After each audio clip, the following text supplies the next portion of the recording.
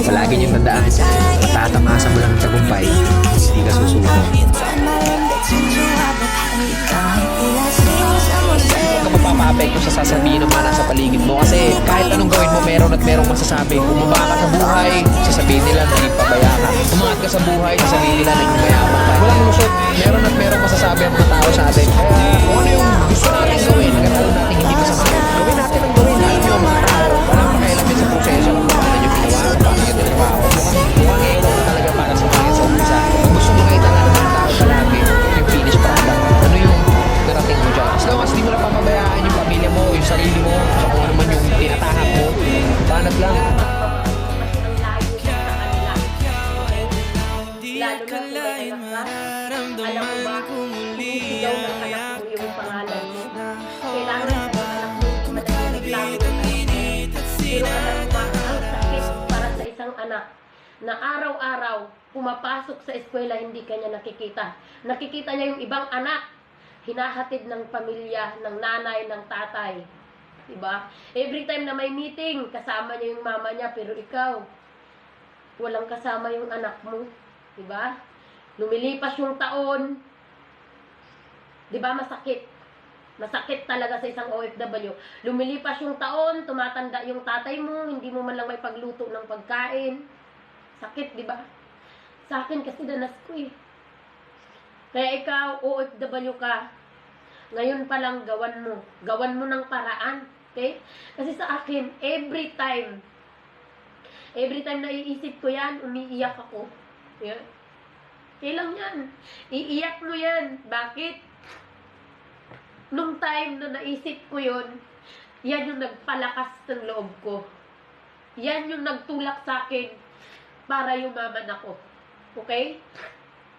Kaya dapat ikaw at ikaw yung makakatulong sa sarili mo. Naintindihan mo? Bago ka tumulong sa iba, tulungan mo muna yung sarili mo. Okay? Tandaan mo, ako as OFW, alam ko yung sitwasyon mo eh. Buong magdamag, ilang ulit kang magugutuman, ilang ulit kang mapapagalitan, ilang ulit kang, paulit-ulit yung trabaho mo. Parang wala kang halaga, walang nagmamahal sa'yo. Diba?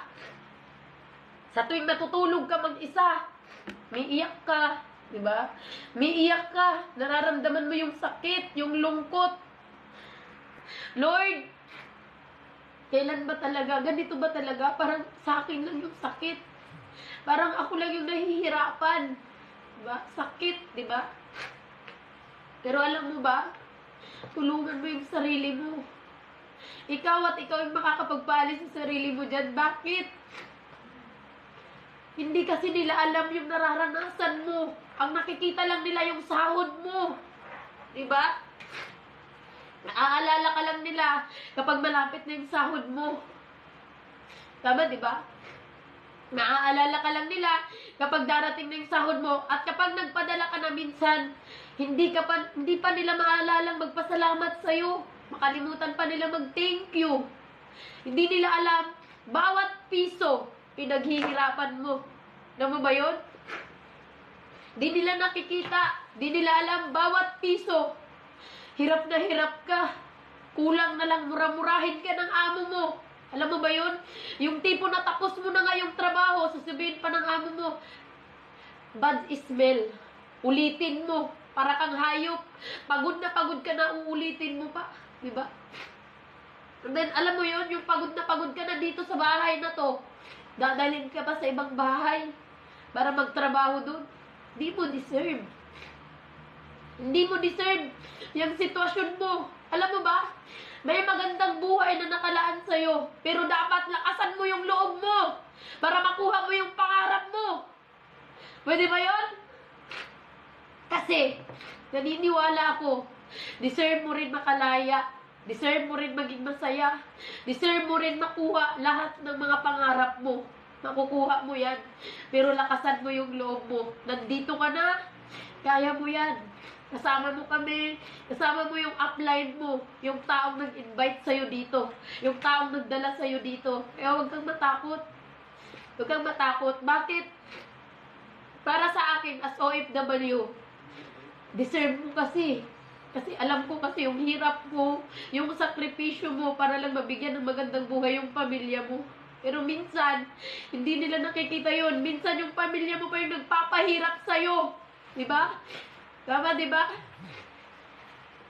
Minsan, yung mga taong mahal mo, sila pa yung dahilan kaya ka nahihirapan. Bakit?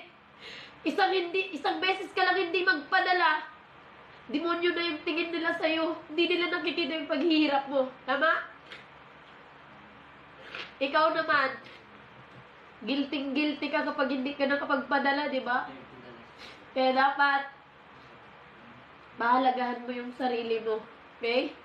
Mahalin mo yung sarili mo. Kasi the moment nagawa mo yan, the moment rinigaluhan mo yung sarili mo, darating ang time, magugulat ka lang, maganda na yung buhay mo, and then maibibigay mo na rin yung buhay na gusto mo para sa pamilya mo. Kaya pwede ba yun?